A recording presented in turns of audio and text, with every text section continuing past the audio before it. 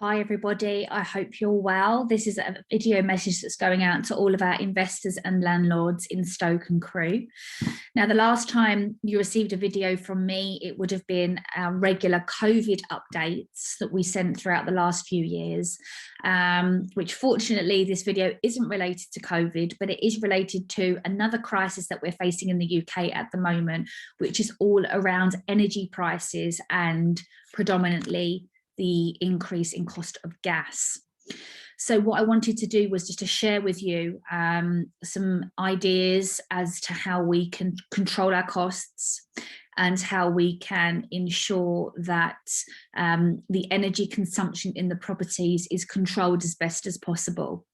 So let's have a look at gas. Now, most of us will all have gas boilers inside our properties, and managing a HMO already comes with quite large gas bills. It's part of the territory. You've got 4, 5, 6 people all heating their bedrooms, drying clothes, wanting to stay warm and toasty, and especially people working from home now, they want to be warm in the day and in the night. So we have seen an increase in energy consumption throughout the pandemic in the HMOs anyway. So our costs have already gone up, and they're set to go up again because in April 2022, that's when we're going to get the energy increase.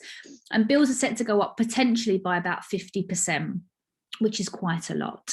So we need to ensure that we can protect our profit in the houses and not have that swallowed up by increased energy bills. So we all have gas boilers. Gas boilers are obviously controlled by the gas meter in the property. And there's 3 types of gas meters in a property. We've got the old-fashioned top-up, where you have to physically take a card down to the shop, put some money on, come back, put it back in the gas meter. And that's the most expensive way to buy energy. It's also the most inconvenient. Tenants often don't let you into their rooms, and the gas meter is sometimes in a tenant's bedroom. So we have to kind of knock, go in, sneak in, get the gas card, go out, top it up, put it back. And there's times when we haven't been able to do that because people have been isolating and we haven't been told that the gas is running low, and then the gas runs out. And to be honest, it's an absolute nightmare to deal with. So I would recommend that if you have an old-fashioned gas top-up meter, please change it to a pay monthly or pay quarterly meter. Okay, a pay monthly or pay quarterly meter means we don't have to go down the shop and do the top up. It means that you will get a bill. However, the bill will be estimated monthly or quarterly unless you provide them with meter readings. Again, the meters are often inside the tenant bedrooms, and getting meter readings isn't as easy as one would think. So the bills are estimated, and then eventually when you submit a meter reading, they work out the actual usage, and then you either owe them money or they owe you money. And whilst it's better than the top up, it doesn't give you enough information. Okay, and often people are hit with very expensive gas bills that they weren't expecting, hadn't budgeted for, and that can be a problem. So what I recommend that everybody does is moves to a smart meter. Now, it's easier said than done. You're going to need to contact your gas and electricity suppliers because you should do electricity at the same time anyway. Get these moved over to a smart meter, and that means that the daily usage is reported back to the supplier and back to you via an online account. So you can see exactly the usage of that energy inside the property at any time. It means your bills are accurate. It means you can see if usage is going up or down. Naturally, in the summer, it decreases. Naturally, in the winter, it increases. But what if you had a random month that just jumped up and rocketed? At least we can investigate why that might be. Could it even be an error? It's important that we track it. And it's even more important now because of how prices are soaring in the energy sector. Okay, so highly recommend we start to contact our suppliers, look how we can get onto the smart meters.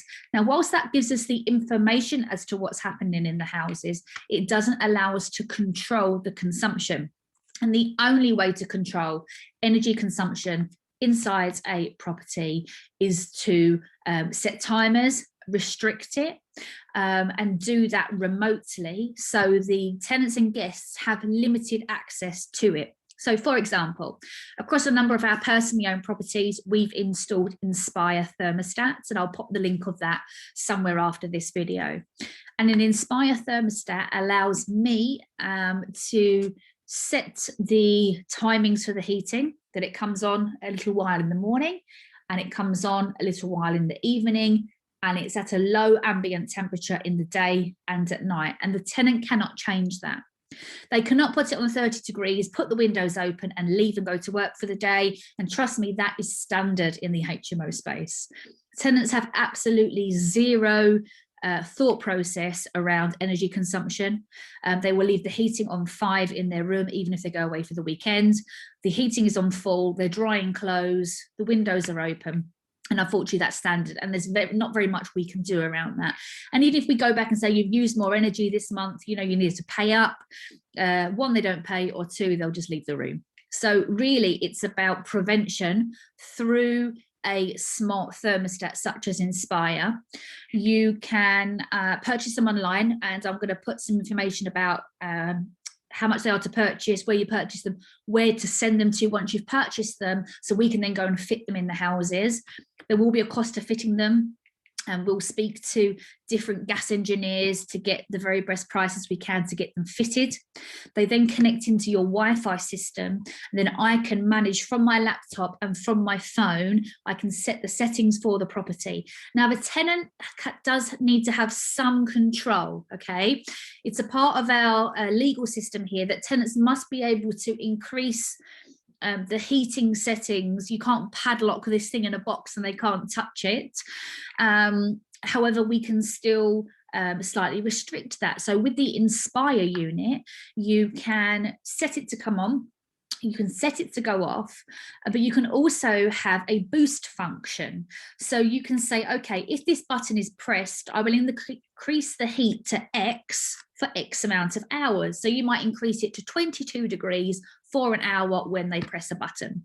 And the reality is, with people working from home, people do need the houses to be a little bit warmer throughout. And we don't want to be landlords who have cold houses. We want our tenants to be warm, otherwise they'll leave.